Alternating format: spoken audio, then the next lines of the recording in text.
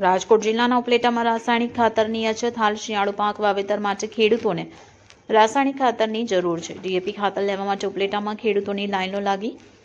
વહેલી સવારથી જ ખેડૂતો ખાતર લેવા લાઈનમાં જોવા મળ્યા. ઘઉં, જીરું, ચણા સહિતના પાકોના વાવેતર માટે હાલ ખાતરની જરૂર છે, તો ખાતર પૂરતા પ્રમાણમાં ન મળતું હોવાથી ખેડૂતોએ આક્ષેપ કર્યો છે. ખેડૂતોને જરૂરિયાત મુજબ ડીએપી અને એનપીકે ખાતર ન મળતું હોવાનો ખેડૂતોનો આક્ષેપ છે. ખાતર ન મળતા વાવેતરમાં વિલંબ થશે અને વાવેતર મોડું થશે તો ઉત્પાદનમાં ઘટ આવશે, તો તાત્કાલિક ખાતરનો જથ્થો આપવા ખેડૂતોની માંગ ઉગ્ર બની છે. મારું નામ ડાયાભાઈ ગજેરા છે. ગુજરાત કિસાન સભાનો પ્રમુખ છું. રવિ પાકની વાવેતર કરવાની મોસમ આવી છે. ખેડૂતોને ઘઉં, ચણા, જીરું, ધાણા જેવા પાકોના વાવેતર કરવા છે.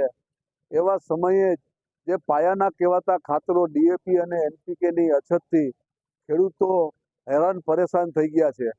વહેલી સવારથી 4 વાગ્યાથી ખેડૂતો લાઈનમાં ઊભા રહીએ અને જે પોતાની જરૂરિયાત છે એ જરૂરિયાત પ્રમાણેનું પણ એને ખાતર ન મળે અને એ ખાતર જેને વાવેતર કરવાનો સમય વીતી જાય, તો આ બધા ખેડૂતો સારી રીતે જાણે છે કે સમય વીતી જાય તો ઉત્પાદનમાં ઘટ આવે.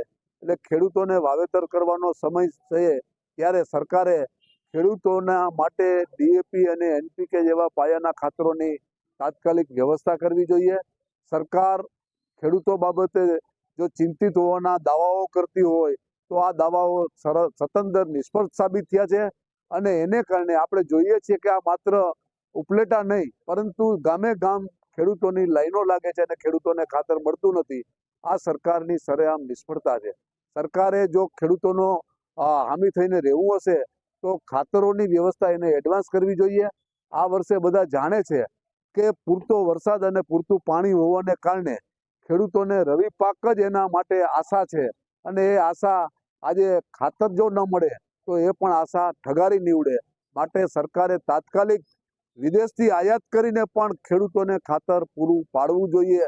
ખેડૂતોની રોજગારીની એકમાત્ર આશા એ શિયાળુ રવિ પાક છે.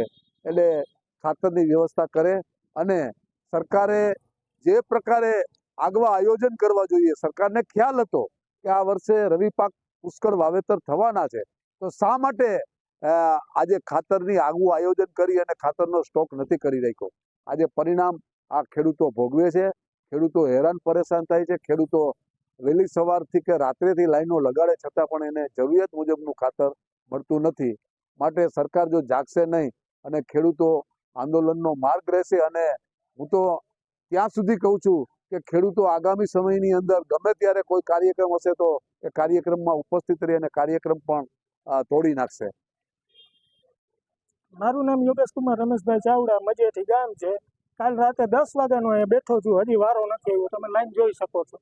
બતાવી દો લાઈન વાત કરી. મારે 10 થેલી જોઈ આપે છે 4 જ. 20 વીઘા. 4 જ આપે.